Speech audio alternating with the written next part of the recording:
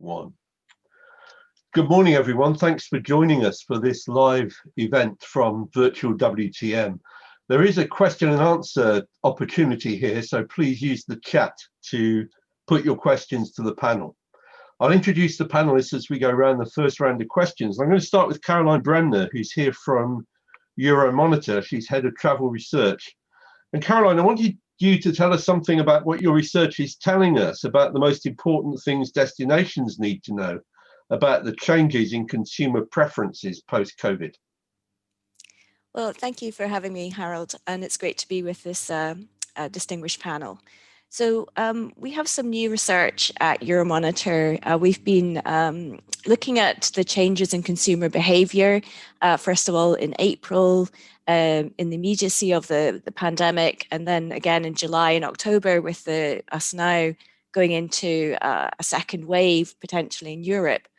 And what we see is this very fundamental impact that coronavirus is having on consumers, their attitudes, their priorities, their concerns, and of course their travel behavior. So in the short to mid-term, we definitely see and get this from the data that there's this change in attitude to international travel. So 3/4 of global consumers are sort of avoiding international travel in the short to mid-term. And that correlates with a strong interest in the uptake of domestic tourism and holidaying closer to home. Of course, there's that sense, the pandemic, we don't know how long it's going to last for. And it all depends on what happens with the vaccine. We had some positive news yesterday, but it does look like we're in for the long haul in terms of the recovery. And there's also these very strong permanent shifts that were in play before the pandemic, such as the move to online shopping. We've seen digital shopping accelerated, and that's expected to remain a permanent change. Equally, we have working from home has become the norm, and we expect that to also remain in place for many consumers. So that also sort of creates opportunity, different types of opportunities for destinations to look more to their sort of local and resident market and that sort of whole hyper commerce and hyper activities and experiences. So those are kind of the general trends that we're seeing, that shift away from international source markets to more interregional or domestic. Do you think it's fair to say that COVID has accelerated some changes that were occurring anyway?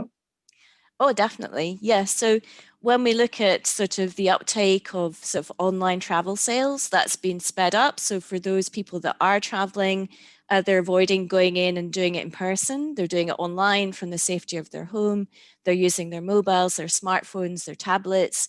So we've definitely seen an increase there by a couple of percentage points. Equally, we've seen a strong increase in nature-based and activities that are, immersive in nature. So as consumers sort of moved out of lockdown, they were seeking open space and fresh air. And so, there have been some trends in place. We all, for example, we have Scotland and South Africa on the panel today. And of course, there's a very strong adventure travel proposition there. And of course, we see that increased interest.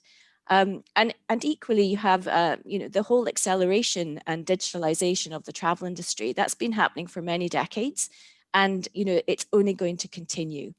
But what consumers want is more curation, personalized services, experiences, but equally the importance of real-time data. And that has been fundamental in the crisis to provide real-time data about the coronavirus, about the cases, if it's safe. And I think that's really sort of become a priority for many destinations. Thanks very much indeed, Caroline. We'll come back to you, I'm sure, later. Olaf Schiefer from German Tourism. I think people are going to be surprised by some of what you've got to say, because in fact, Germany is beginning to change its offer quite significantly in the context of COVID-19, isn't it? Yeah, that's true. Of course, we also very closely look on the consumers' demand, and it changes dramatically. And you see it, for example, in the big cities, the marketing changed dramatically as well. For example, Berlin in former times sold itself as the cultural destination, promoting events, etc. And now it's a green destination in the marketing. They invite tourism in to explore the lakes, the regional cuisine, seasonal food, etc. And this is what we see for the whole German tourism. The consumer demands now has a strong relation to several aspects of sustainability. They want authentic experiences, they want to enjoy nature, a clear nature, and go to smaller cities, use smaller kinds of accommodation, even campgrounds. There's a boost in campground demand now. And as we see now in the latest research we did, this will last even longer, even for international guests. Sustainability may really last longer in the demand and maybe never will disappear again. We just got the newest research from IPK International, where we asked people in 13 nations, not only in Europe, but also in China, in the US, and Japan, and in Russia, will the corona pandemic lead to more sustainability in tourism? That means that you as a traveler would take a closer look at environmentally and climate-friendly offers and prefer regional products, etc. And 80% answered that they could imagine that corona leads to more sustainability in tourism, and 30% of them are really convinced that their demand really changed and they are looking for more and more sustainable tourism products and responsible suppliers, etc.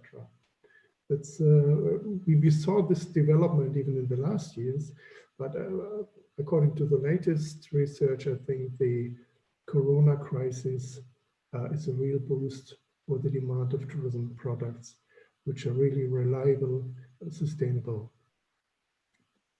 One of the things that struck me about recent marketing for Germany, Olaf, is the extent to which I'd forgotten that Germany has any natural environments. You really have moved beyond just marketing the cities, haven't you? Do you think that's going to be a permanent shift? No, we always promoted the big cities as well as the natural areas, because this is our task. We work for the Federal Ministry of Energy and Economy, and it's our task to promote rural areas as well as the cities. And this is what we're going to do through campaigns for years now. Even this year, we launched a campaign that's called Wanderlust Germany, focusing on active travel. Next year, we have German local products, so tradition and stuff like this. We focus on smaller cities and nature. But of course, the majority of tourism is still going to the big cities. So we promote really the whole range of tourism products in Germany. One of the other things that's been very noticeable, certainly from the UK, looking at Germany from outside, is a degree of admiration for how well Germany dealt with COVID. Things are grim again at the moment, but you've had a good press at various times in the UK. Is any of your research showing up a predisposition to go to those countries where COVID has been well managed? Yeah, we have several surveys which really prove this, that there's a lot of trust according to Germany, because people think that we are doing a quite good corona crisis management. And we ask people, where and to which countries would you like to go within the next 5 years? And Germany is number one, even in foreign countries like the US, etc. And in addition, according to the Nation Brand Index, we're still number one if you ask people in 50 different countries about the image of a destination. So there's a lot of trust. People are convinced that they are more or less safer than in other destinations if they come to Germany. That's true. Thanks very much, Olaf. Sissa, can we maybe now turn to you? I'm passionate about South Africa, as you probably know. I get there as often as I can, as often as I don't feel guilty about the air miles. But I wondered, you had a really difficult time with the closure of the industry for a substantial period of time. I'm relieved to see you coming out of it. How do you see the future now? Yeah, I mean, when people ask what we do, we're in the business of moving people around. And unfortunately, the virus itself needs people to move in order to thrive. And like anyone else, the sector was the hardest hit. We both look at leisure tourism and business tourism. I look at business tourism, my sector, I call it bulk acquisition. So therefore, when you get a conference of 10,000 delegates being canceled, you can imagine the ripple effect basically around that side. I think like many destinations here, in terms of trust is the new currency. And it's all about making sure that we position South Africa as a safe destination, but also one where you can actually, really stretch your legs, as it were. We are also absolutely obsessed about understanding consumer behavior. And here's the trick, Harold, it's changing every day. As you all get new data points, what was true yesterday has changed now. So you literally have got to kind of keep it moving all the time. And I kind of have a saying that we are all out surveyed at the moment. We're all trying to get information from all different sources. Now, just to kind of give you a sense, we went into lockdown as we're heading towards our winter season, which is basically our off-peak season, whilst the Northern Hemisphere was more going to the summer season. And that gave us an opportunity to learn a lot of things, learn a lot of what not to do, essentially as well, and also, kind of what to do. Because ultimately, end of the day, we can all try to outcompete each other in this space, but we kind of need to have a global solution that is consistent in terms of how we emerge all of this together, because everyone's got different standards around protocols, everyone's got different standards around visa entries and everything else. And at some point in time, we've got to stabilize and have a global standard that we can all kind of work to, because tourism is a two-way game. Unless you're looking at domestic tourism, if you're going to be opening up your borders, the other side of the fence needs to also play in sync as well. The problem in some ways is worse for South Africa, isn't it? Because a large part of your market is in Europe and North America. And obviously the seasons work against you, because when you're easily able to open up in your summer, we're in our winter and locking down, which makes this marketing for you particularly difficult, I think. Well, COVID also showed us a couple of weaknesses that we had. And it's all about our over-concentration, basically, on international. And what this has done is literally made us press the reset button. So it's helping us to recalibrate our own kind of tourism architecture, as it were, solidly building a solid domestic tourism space. And we've seen such a huge uptick, from that perspective. What is, however, soft are called the inner city hotels, which are typically business hotels, because corporates are not traveling, government is simply not traveling, and there's a lot of softness on that side. But anything that's got a beach, a mountain, and a bush is really premium right now. Everyone's getting outside. As you can see behind me, these type of spaces, open spaces, etc., are really, really popular. And it really is compelling to see how many South Africans, locals, are actually pushing out. We're running a campaign at the moment, specifically for domestic. And it's kind of saying, in order to restart this economy, we are actually encouraging people to travel, essentially. That your tourism dollars and euros, when you leave them behind, they act as a catalyst, in those communities, to kind of get things up and done. So the opportunity here is given us to restake inside out, as it were, starting with domestic, then with regional proximity, then ultimately international, because we also receive the same inputs. International is still some time far away, essentially, especially if you're going to consider yourself a 10-hour-long flight, as it were. I mean, I took a 2-hour flight the other day with the mask on, and I was struggling after that. Like, I can't imagine what 10 hours feels like, So all of this is going to stabilize basically over time. You're making Riddle smile, because I think he's recognizing some of the things you're saying affecting Scotland too. But before we come to Riddle, one of the things that I wanted to ask you about, Cesar, is the extent to which you're going to change the kinds of products you're marketing. Because, for instance, there's been a lot of emphasis in the past on marketing the honeypots. And I do always wonder why there aren't more people up in the northern part of your country, where, from my perspective, some of the very best wildlife and natural heritage is available, but it's been under-marketed, arguably, in the past. Do you think that's going to change as a result of COVID? Oh, fundamentally, a lot of things have changed, So in the middle of the storm, we had to do something that was totally not natural to us. And we had to send out messaging to tell people not to travel to South Africa, right? And you can imagine we all pulled our hair because it was simply not apt at the time to kind of put up posters to come through. And we kind of put a caveat on it: don't travel now, so you can travel later. Now, then coming then in terms of the COVID, we really use those months to rethink about how we're going to open up. And it was very deliberate. We've got one of our targets we've created for ourselves called geographical spread. And I think I heard Olaf also speak about the rural side. We are literally focusing on those hidden gems, as it were. A couple of things. Whilst we may not have the problems of over-tourism in its context, like in previous countries, we've had spots in and around the country where they just become hotspots, and it really decreases the enjoyment levels, as it were, the user experience. And we really want to spread this out. We are also focusing and targeting repeat visitors. We've seen, when you've taken some time to look at the survey in a bit more detail, people come here fifth and sixth time, and suddenly now they really want to start to engage with the country in different ways. So we are really shining the spotlight deliberately on the rural, on the outskirts, on places where there's social distancing. We are very fortunate to have a country that has got a lot of land mass, as it were. And I like to compare it to Belgium as an example. Our Kruger National Park, which is basically our zoo, is the same size as Belgium.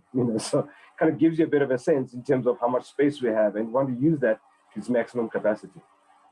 Thanks very much indeed, Sis. We'll come back to you, I'm sure, shortly. Riddle, you were enjoying some of that, weren't you? Because you were recognising, I think, a lot of similar things for the Scottish experience of tourism.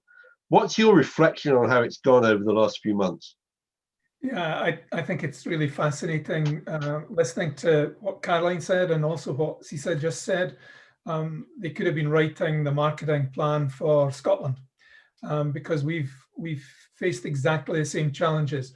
Obviously, our city tourism is a huge driver, particularly to Edinburgh, and they have been totally devastated. Occupancy levels less than 20% because of the reliance on international visitation, on events, and also on business tourism. So the cities have really struggled. And no matter how much we want to promote the country, it's very difficult to stimulate a return to that when there are no international visitors, there are no events, and there's no business tourism. So exactly the same, our rural parts have done really well this year, relatively speaking. Although, interestingly, we don't have the space that South Africa has, and that has actually brought with it some challenges. Cisa touched on over-tourism. We've had an outbreak of what was grandly called in Scotland dirty camping and camper van massive exposure. And the dirty camping piece was interesting because it was really Scots holidaying in Scotland who'd never holidayed before, who would have been going to the sun destinations and didn't actually know how to handle being in the countryside. So left their litter, took tents and left them there, set fires in our national parks.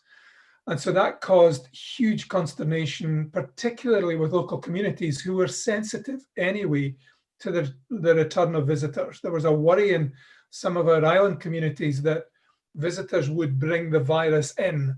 And so that whole anti-tourism was a bit of an issue early on. I'm pleased to say that's all disappeared. But on the back of the over-tourism spots throughout the country, and it wasn't just the main ones, we've had to set up a visitor management group that's looking at communication, infrastructure and investment, and also the whole policing and policy side to try and avoid some of the major problems we had during the summer months. So yeah, it's been fascinating listening to other parts of the world, but huge parallels with what's already been said. Thanks very much, Riddle. We'll come back, I'm sure, to Scotland. One of the things that Scotland had in common, I think, with South Africa was this very strong marketing about whilst you're not coming now, we're looking forward to having you back. And some of Scotland's material has been very powerful, I think, in that regard, as has some of South Africa's. Chris, you're here in a very different role in a way. I wanted to engage you because you run a small resort in Australia. You had a whole series of problems before COVID hit, particularly with the fires and so on. You've had a particularly rough period in Australia, and you're still pretty substantially locked down. If I remember right, you still can't really leave the country And there are lots of Australians stuck abroad who can't get home. You've taken it very seriously on the island of Australia, big island, but island nonetheless. I just wondered if you wanted to share some of your experience and how you see the future for a small resort like yours. Thank you for having me on the panel, Harold. Well, I split it into two ways between how we see the guests and how we're reacting. But to give that some context, so we're located 2 hours and 15 minutes south of Sydney in a rural location. I think that the guests have been arriving really with bountiful energy and absolute delight to leave the city. And they've chosen us, I think they've chosen us for multiple reasons, one of which is that we have a COVID safe sign on our website, and they're arriving with sort of confidence about that. But it would be true to say that most rural accommodation providers within a 4-hour radius of Sydney or any of the major cities have been absolutely flat out busy once we were given the opportunity to travel. It's true that we can't leave Australia, and in fact we can't even go to Western Australia still, but that will probably change in some time. We can go to New Zealand now. I think also it's interesting to note that people are staying longer and they're choosing our more expensive tariff rates, which offers them more goodies, as it were. They're often coming either in small family groups or as friends, so they can spend time together in the rural location. And they do check and ask questions when they arrive. This was more the case when we were just coming out of our COVID travels originally. So they would be asking questions like, you know, are the sauce bottles cleaned? And things like that. So very detailed and quite anxious for some of the people. But that's sort of changing now because people are a bit more gung-ho because we're not in the situation of, you know, which you are, unfortunately, in the Northern Hemisphere. But they are also very thankful to us. I feel that the relationship between the guests is warmer than it was before, which to some degree was a commercial relationship and now has a certain level of greater warmth from the guests. Certainly sustainability still features. We still get reviews about our sustainability program. It still matters to people. People participate in it. So there's been absolutely no change in that. Certainly they will be avoiding the cities, and the cities here, generally speaking, are having occupancy of 1%, 2%, 3% in some of the hotels, unless they're taking quarantine guests. From a host perspective, it's a different story because obviously we've got more responsibilities to make sure that our accommodation meets those standards, which is additional pressure and anxiety in terms of how we look after the staff. And obviously not wanting to transmit any disease. If, of course, we had COVID at our business, that would be a serious problem. And, you know, you've got to balance having all these guests and having a higher rate of occupancy, basically 100% for 7 months. And you've got to judge whether that's a safe level. In fact, there's also, frankly, a feeling of being overrun. You can tell by my accent that I'm not an Australian, so I'm used to, you know, Europe, and I'm used to, you know, sitting by fountains in Rome and being surrounded by a large crowd. It's the same here now. We're getting, as was described earlier, that people are choosing to travel domestically, but there's too many people. Just like in Scotland, people are going to places they may not have done before, which is adding more challenges. And we, obviously, as residents in our community, are feeling concerned for our shops and the elderly people in our community because people are not keeping distances. They're so excited to be out. And obviously, they don't feel there's a threat here, but the local community are feeling a greater threat. How do you see the future, Chris? Well, I see the future as it's half full and half empty. It's half full from the point of view of domestic tourism because it's a boom time, and I think that's great for Australia. It's really important for nationals of their country to know and love their country. But obviously we are facing great challenges from climate change and extreme weather events that will just increase their ferocity. And those challenges are more than man can manage. And we're going to see some very, very difficult times ahead. So while it's great to have visitors, we're also going to have the problem of, potential fire risks continuously, or very heavy rainfalls, flooding, etc. So it's a balance. And of course, what happens in those situations is that the guests and visitors can change where they go. They can change at an instance, then change where they would like to visit. But as a host, I can't uproot my business. I'm stuck where I am. And while we might be surrounded, rather like the view you've got behind you with beautiful forests, etc., we are facing the challenge of how we're going to cope with that and how we can survive and whether we'll be insurable in the future. So that's the problem. It's the balance. Yeah, it has. I mean, COVID, I think, has changed the balance on the whole series of things about people's individual choices, but also the destinations. So can I come back to South Africa in the context of what Chris has been talking about?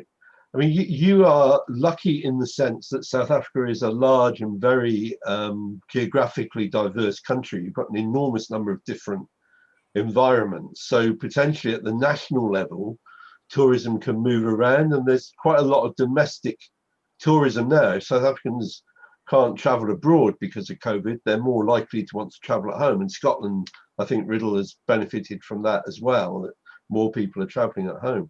But how do you see managing tourism across South Africa when, in a sense, everything's become much more fluid, hasn't it? The honeypots are in great danger of being overrun, more so perhaps than in the past. At the same time, encouraging people to go to the lesser known areas of South Africa that I've had the good fortune to travel to must be a challenge with the domestic market as well as it is with the international.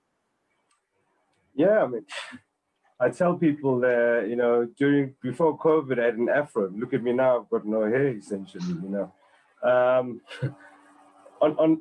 very nervous, to be honest with you.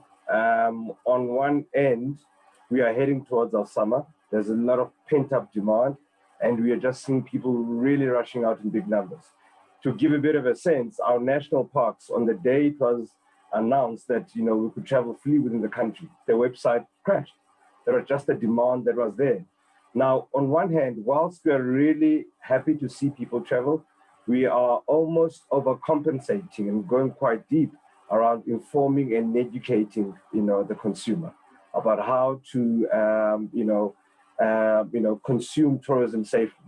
That essentially it is in their hands to make sure that we don't get things out of control. Otherwise, we will regress as a country. And I think that's the message, So when it's nice, warm, and hot, and everyone's get out there, you almost seem like a party pooper to tell people to slow down a little bit. But I'd rather have that than anything else. And the trick that we did here is that, yes, we communicate to trade about what they need to do and have all those safety protocols, but we wanted to put the power in the hands of the consumer so that they are informed and educated about what to expect and that they can demand these things as they move around the country. But we've seen various levels of compliance, and just to constantly remind people that we are still in the middle of a pandemic.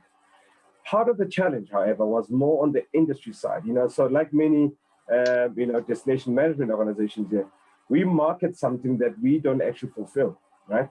So part of the problem then was about businesses pivoting and trying to put together value proposition that makes sense for the local consumer, right? So whilst the, four-course meals every single day made sense probably for the international market, it may need to be a bit different, for the domestic market. And the challenge is, how do you pivot your product or your offering around without losing the brand value that you've built up over time, as it were, and that's the space that we're in. We've seen some establishments deciding to keep closed, and they say, listen, we are purely international product and we'll wait a year if need be. Well, probably have deep balance sheets to do that. And some others have said, no, we'll readjust and we'll take it as we go along from the perspective. So it's been interesting to see, the different patterns that are starting to come through. We have no concerts, we have no big events, we've got sporting events, but there's no spectators, right? So, the movement now are kind of done in different phases. We see people moving in herds, as it were. So just their family and their close friends moving in sixes. We've seen the uptick in self-drive, spiraling. Really, people are driving around the country, as it were. They're not flying, they're not taking trains, they're not taking buses, and driving quite a lot. So these patterns are actually quite interesting. So it's like, it is very fluid. So you're always chasing your tail all the time. I think Caroline spoke something significant, and I'm sure we all struggle with this, is real-time data, right? We need to make informed decisions. The days of waiting for data are really gone. We actually want predictive data that can tell me what's going to happen and see around the corner so we can prepare ourselves, as it were. And more importantly, the sharing of this data, because many establishments, especially the moms and pops, smaller ones, don't have an economics desk or any form of sophistication around that side. We took it upon ourselves, the responsibility of constantly putting out in the market, information, statistics, in order to influence people so they can start to rearrange their businesses according to the reality of the day. It does make quite a big difference, doesn't it? I mean, you can be pleased with the numbers booking into self-catering accommodation, for example, Riddle, in Scotland, or going on a 4x4 safari in South Africa, but it really changes where the money gets spent, not only in the tourism establishments, but along the roads as well. So that it significantly reshapes who's gaining and who's losing from tourism. And presumably that's something of a problem in South Africa. Yeah, absolutely. It is the businesses that aren't agile that are suffering the most. And because they are actually very stiff in terms of how they package themselves. And it's about understanding that the consumer has changed. Let me give an example. So whilst previously in the really high upper end kind of resorts, because typically the elderly, wealthier people accumulate money over time, well, by definition, they're the most vulnerable. So suddenly now you're selling to a 35-year-old that has got very different needs and wants. And you've got to really change yourself. And things that are coming out as important about immersion, about the ecotourism, sustainability, all those things that are previously in the back burner have now suddenly come right in front. People want to know that their tourism dollars and euros have a positive impact in terms of where they sit. And that's given us opportunity to kind of restack, as I said earlier on, from those kind of activities. And you are seeing people discovering new places of this country that they previously never did. Then the positive news, though, when from the traffic department, everyone is slowing down. I think there's 20 kilometers per hour on average was the speed that people are slowing down because they're taking more of the place in. When you've been cooped in your house for 6 months, you're not going to go speed out there. You're going to take your time and look at one side at a time, as it were. So that's the positive side, if I can call it that. Cesar, forgive me if this is a bit too pushy as a question, but clearly overseas tourism earnings, revenues are extremely important to the South African economy. They are to most countries, let's face it. Are you getting any pressure yet from central government asking you about that aspect of it, the foreign currency earnings, or are they just accepting it's not possible in the current situation? Oh, no. I mean, in times of crisis, the central government has been really fantastic. Just to kind of give you a bit of a sense, 55% of our total receipts comes from domestic, so 45% that is there. But you are absolutely right, is that it's a huge forex earner for us in terms of balance of payments. I think it's the 5th largest in terms of quantum after the big ones as well. That's a realization that I think we have generally, is that, that part of the pie, as it were, is closed off, for the short term. It is what it is as well. And again, the other flip side of it is that if you look at a country's macro perspective, is that we are also importing less, So therefore, things are balancing out in very, very strange ways as we come out of this. It's also true, of course, that the less South Africans traveling abroad, so there's a lot less money leaking out in that way as well. So it swings and roundabouts as ever with these things. Olaf, can I? Sorry, Cesar, finish. No, I was just saying absolutely right. There are just so few South Africans traveling, and part of it was actually to repurpose them to actually take that outbound market and try to, kind of keep it staycationing, as it were. Olaf, can I come to you next? You didn't mention the Feel Good campaign. in what you said previously. Do you want to tell us something about that? I was really surprised to see that coming out of Germany as the major campaign this year, but perhaps you could explain some of the background and why I'm wrong to be surprised. Yeah, as I already said, we saw and see a rising demand for sustainable tourism products. But on the other hand, we see a problem that many customers don't really know how to deal with it. They don't know enough about it. Many customers have a basic interest in sustainability, but at the end, aspects like price, destination, activity, ease of travel may decide.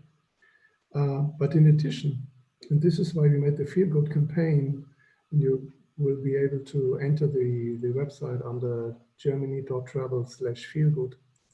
In addition, the demand for sustainable tourism products is not yet so strong because the topic is so comprehensive.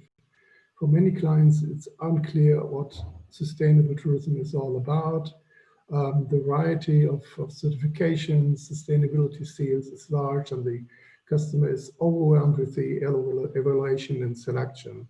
And even if the customer is well informed and interested in sustainable travel, it is very difficult to obtain information. It's not only for Germany, it's in general, because we need more trade or destination platforms that bundle sustainable offers with a high demand on quality and credibility and present them in an attractive way. And there is a persistent prejudice that sustainable travel is associated with a lack of quality, it's more expensive, whatever. We wanted to also break with these cliches. And so together with an expert, we put together some criteria for tourism offers and sent them to our partners in the 16 federal states and asked them to send us the best cities, regions, hotels according to these criteria. And we put them all on the table and had an external expert, to pick out of these good examples, the best ones. And these are now visible on the new website, germany.travel/feelgood. So a high-end, a best of quality selection of sustainable tourism offers. And are some of those new destinations, Olaf? Yeah. We even saw in national competitions about sustainability that the winners, at least always, were the unknown ones, because in disguise of the big successful regions, they really focused on high quality and followed strict criteria and have been the convincing regions in these competitions. And these are also the regions who now did a certification. We have a certification for destinations in Germany. And we put together all these certified regions, and they now even started the initiative of excellence for tourism regions. Even in the middle of the crisis, they launched this new initiative to work together. I think networking is the key aspect of sustainability in general. And they now want to work together to create products together, to promote them, and to convince other regions to do the same, to start going on the way, the long way of sustainable tourism. And of course, we will be partners of this initiative of excellency. Thanks, Olaf. Riddle, can I come to you?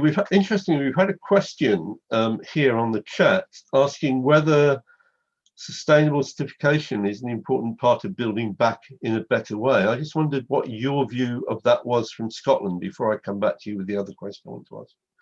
Yeah, I mean, obviously we have the Green Tourism Scheme, which is UK-wide, and we've been working really closely with Green Business, and we've also been working just recently with Keep Scotland Beautiful, who have the franchise for Green Key, both of which are certification schemes that identify the greenness, I suppose, the sustainability elements of a product. I think what we've also tried to do is get our own house in order as an organization first. So making sure that we not only talk the talk, but walk the walk as well. And so all our properties that we manage and run, our information centers, are green accredited as well through the green scheme. We tried to link the two together with our quality assurance scheme, which we've had, the star rating scheme, for a number of years. And I think my view on that is that they are quite separate, although they're linked. and to try and blend the two together actually doesn't make sense, because picking up Olaf's point about confusion, they are very different. One is about quality of the visitor experience, and the other one is very much about the green credentials, and they are different. So I think my view is that there's still a lot of work to do. We don't have huge penetration of green accreditation in Scotland. We work with around 15,000 businesses, and there are less than 1,000 that are actually in the green scheme. So there's more work to do there. But I agree with Olaf. It's about not only getting the businesses involved, but it's also about explaining to the consumer what the offer actually is. So I'll be interested to look at the feel good proposition from Germany. I think the idea of working through destinations is a really good one, and is something that we want to look at as well.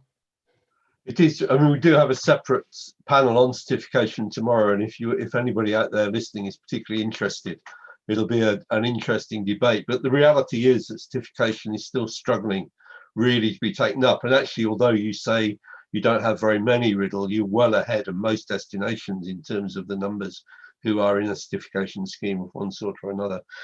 Riddle, I wanted to ask you particularly about the way you're going to the way you see the marketing of Scotland going forward. Perhaps looking a bit further forward to 2022, how do you think you'll be marketing Scotland by then? $1 million question. Thank you for that left field one. I think it's the point that Cisa made really well, which I think is about learning from the experience we've had with COVID, and not simply returning back to what we've always done, because that's the way we've always done it. So I think, if anything, the virus has taught us that we need to be much more fleet of foot.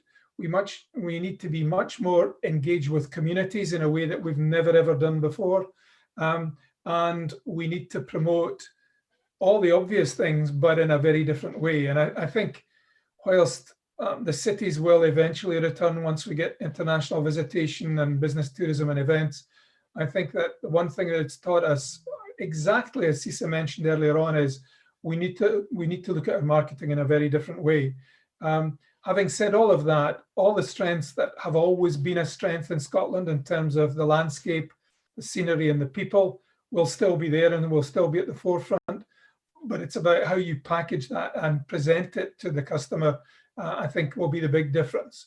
So we can do all the fantastic high-level, above-the-line campaigns, but I think it's the visitor experience that will be the thing that will be different on the ground. And so it's about connecting our high-level and above-the-line marketing with the products that we are promoting on the ground. So, and right now we're promoting local, absolutely, and not just within Scotland, because you can't even travel within Scotland, but very much on your doorstep. Trying to get the products in a place that when we're able to promote in 21 and 22, they're in a different place. And they've thought about it, and they're more innovative and creative in what they offer. It's obviously true, and we too often forget it in panels like this, that what really drives tourism in the long run is the repeats, the referrals and the recommendations, and they turn critically on the experience that people have when they're holidaying. And unfortunately, people tend to tell people about the bad experiences more than the good. So that getting that right is, I think, always a critical problem for people involved in tourism marketing. Caroline, I wanted to come back to you, and then I'll come to you, Chris, shortly. There are many destination managers and marketers listening to this, I hope, and they will be in the future, concerned about these issues. How do you see the relationship going forward between some kind of acceptance that you've got COVID under control, and therefore the links with quality, and how the kind of cleanliness agenda around COVID and the safety agenda, how that relates to quality? And perhaps if you could as well take up Cisa's point about the lack of easy availability, particularly for small businesses, to the kind of remarkable data that Euromonitor is able to generate at the international level. Have you been able to give any thought to that, and how you still stay in business? You begin to give some of that data away. Well, I think from the panel, there's been some really important points, and I think it is about, one, we have to scale up, and we have to, arm our SMEs and our small businesses with the skills, one, with the staff, but two, the tools to collect that data and to share it and to aggregate it. And then there's also the element of partnerships, which we thought was a really great point. There's so many great examples, such as we have with Olaf and the German example here, about sharing best practice. And so, for example, at Euromonitor, we work with many destinations around the world, including Scotland and South Africa. And we, for example, we're working with PATA, we're working with the Travel Foundation, we're working with the Caribbean Tourism Organization, and it is about that shared best practice. So I do feel that we have to shine a light on all those great case studies. And we launched a report yesterday looking at innovation that's been accelerated after coronavirus. And it is amazing how travel has responded to the crisis. Many companies, like Intrepid, leading with their decarbonization, many sort of being agile, looking at diversification of revenue streams, and again, that pivot to the local market. So I feel that we do have to really move forward with those mega trends, which are sustainability, it's about digitalization, and the convergence of those two. So it's kind of, I know it's quite a complex approach, but sometimes it is just being responsive to the new situation that we all find ourselves in, working together, and also making that data available where we can. And of course, at Euromonitor, we're looking at how do we pivot our research to make it more sustainable. I'm looking at developing a sustainable travel index, because it is also about considering what the experience is, how to make that sustainable, but equally how to, pivot to a more sustainable business model, looking at the behind the scenes operational costs of travel and tourism, energy, water, waste, pollution. So I think it's multifaceted. It's about the visitor experience, and then on the other side, it's about the businesses, but equally we cannot forget the fundamental sort of the pivot, that pivotal link are the communities. Equally, we have to keep engaged with the communities and tracking their happiness. Are they pleased with what's happening with travel and tourism in their country, in their city? As we saw with Chris, that things are, they're overrun. It's that balance that we have to strike, and we can only do that by talking and engaging with communities and residents. Chris, thanks very much, Caroline. Chris, I wanted to come back to you. I mean, presumably when people arrive and you go through the process of welcoming them to your accommodation, presumably they ask you about what it's safe to do in the area around your small resort. Do you feel sufficiently knowledgeable about what's happening elsewhere around you to give them advice about where to go? Well, we're in a very natural environment, so anywhere in the national parks and things like that is going to be quite safe and easy for them to go to. The government advice has always been about how to prepare your hospitality business to a particular level, a standard that is considered COVID safe. In terms of the smaller businesses that we would recommend them to go to, restaurants and so on, they have to also comply with those standards. So we're comfortable with that, and what we're recommending is just the sheer number. The sheer number is we're talking of maybe a wine and cheese event that a small business might have 4, 5 or 6 people at a time. We're overrun with 200. So and we're not aware of how many people are descending into Kangaroo Valley that day. So that's the problem. And now we're heading towards the summer period where we normally will have 300% increase in the local population. But obviously the small shops and restaurants, pubs, etc., aren't built for that quantity of people. So they're always going to be crowded in a normal summer period. So we're heading, I think, to some challenges, and there aren't enough local, shall we say, constabulary to guide people and warn people to keep that distance. So we're facing some challenges there, I think.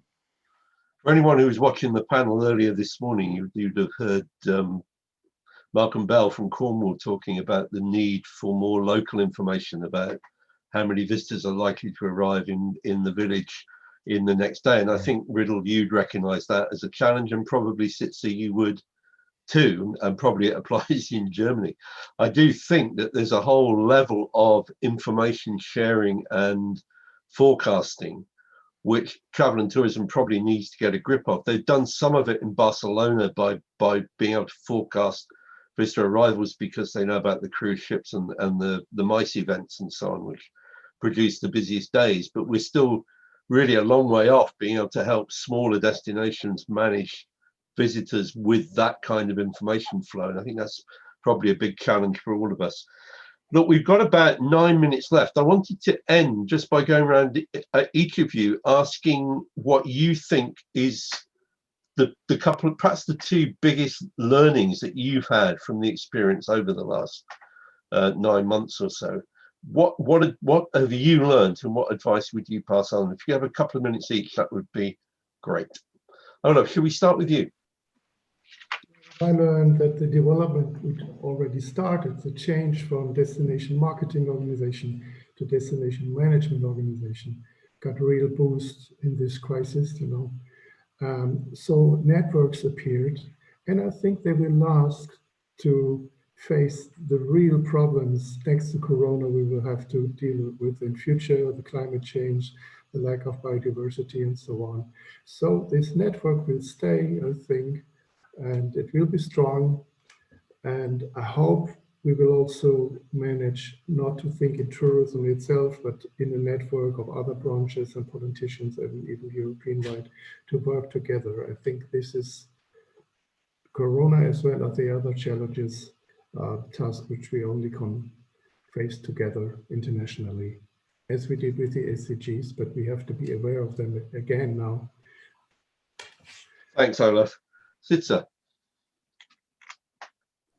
Yeah, thanks for that. I think when you spoke about data for small towns, reminds me of the small town, usually one street in, and there's a count on the side about how many people visited. I think we kind of need to go back to that level of visibility ultimately of the day.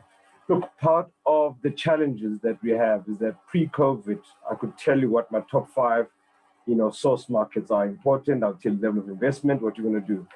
I can't tell you that right now, right?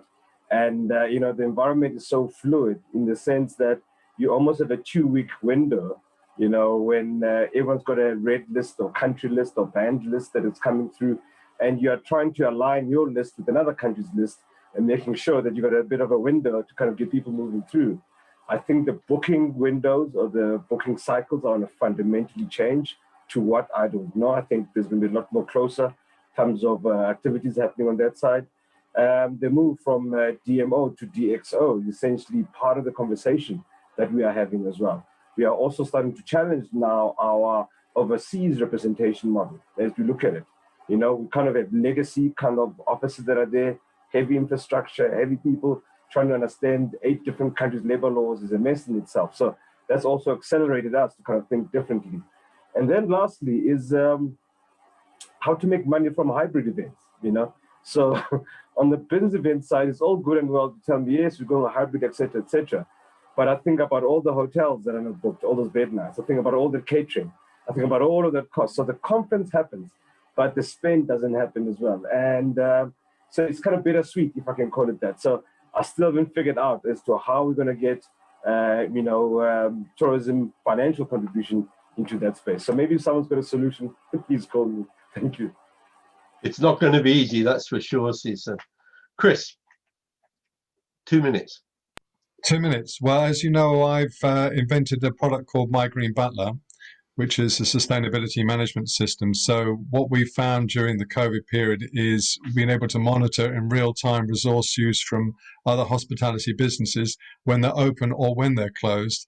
What's clear is that people don't realize how much resource they're using in their hospitality business when they're not open. And you'll be quite shocked by the scale of wastage, in effect, what's being left on or what's automatically running. So it's not always the guests who are using a large quantity of the resource. It's just the way that the building has been run. And that would lead me to the point is that people have often quoted saying that data is the new oil. I think it's completely worthless. It's not the data. It's what you do with the data. It's monitoring and managing is essential or fundamental, but what you at the heart of it is what you do with that data and how you interpret it. And what we've found is that people need far greater guidance in how to interpret that data so they can manage their buildings far more effectively and reduce their costs, improve their cash flow, cut carbon. And in the process of what we've been doing, we've managed to increase the guest satisfaction because people have been able to participate in a program with My Green Butler that helps them actually make a contribution to those communities and reduce their own footprint. Thanks, Chris. That was a great elevator pitch. I Riddle. didn't know I was in an elevator. I bet it's a long time since you were in an elevator. Riddle. Yeah, a couple of things. I think what's been really a big highlight has been to the politicians, the importance of tourism and hospitality within the Scottish economy. I think, to be honest, it's maybe been a token in the past, but given the huge negative impact that the virus has had, then politicians of every colour have had to sit up and recognise that. I touched on earlier the importance of communities in this whole game. I think they've been undervalued in the past, and that's come through very strongly. If we don't take communities along with us, then it's not responsible tourism. It's certainly not sustainable tourism. And then in terms of advice, I think it's about being innovative, being flexible, and to pick up Caroline's point, the whole piece around being online visible and bookable. I was saying that 30 years ago to audiences, and I'm still saying it 30 years on. So there's still a job to do there, but I totally take Chris's point about data is absolutely useless without the interpretation. And I think we need to be much smarter, as he's quite rightly said, in terms of making that meaningful to business decision making. Thanks very much, Riddle. Caroline, you're going to have the last word. Well, thank you. It's a great honor. I would say it's about aligning consumer expectations more with what the industry is offering, because we do see these big gaps and disconnects. So you ask consumers, are they more concerned about sustainability after coronavirus? And 3/4 say yes. But then you ask travel businesses, are they going to be investing in green initiatives and sustainable products and services? And they say no. So there's this, they're not moving in the same direction.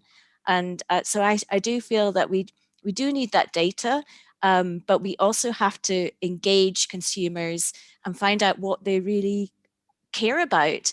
And we also see that, the social element of sustainability has been elevated after coronavirus. We care much more about our friends, our family, our employees, our colleagues, and people in communities. So we also have to make sure that we are much more transparent about the benefits when we do travel. Make that trip count. Make sure that you maximize the money that's left in the destination. There's a true understanding about the value of tourism now, but let's make that count. So I think we all have to do a better job about that. I think it's probably true that all around the world there's been a realization again of how important tourism is. I was thinking, Riddle, as you were speaking, the last time we had that in the UK was foot and mouth, and of course the politicians have almost completely turned over since then. It's a pity that this kind of learning isn't carried forward. It's apparently time for me to wrap up. I'd like to thank the panel. Thank you very much indeed for your contributions. We've left a couple of questions unanswered. I'd like to remind you that we do have a panel on certification tomorrow, if you're interested in that. And for those of you worried about the small island developing states, of which I know there are many in this audience, we do have a panel on decarbonising aviation, which may have some of the answers for you later this afternoon. But thank you all very much, both for attending this and for participating on the panel. Thank you very much indeed. Thank you for having me. Thank you. It's been a pleasure. Bye. Thank you. Goodbye. Thank you. Thank you. See you. Thanks. Thanks.